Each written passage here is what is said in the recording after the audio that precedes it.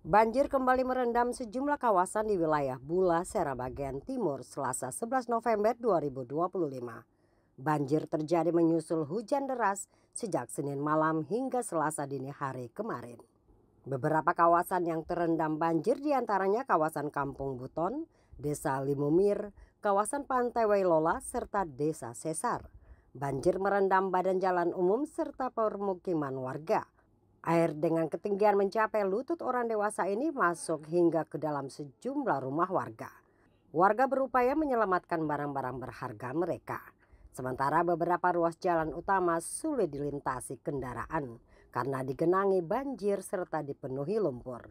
Kendati hujan telah reda, genangan air sulit mengering karena banjir terjadi saat air laut pasang. Dari Bulasera bagian timur, kontributor TVRI Mansur Boinau melaporkan.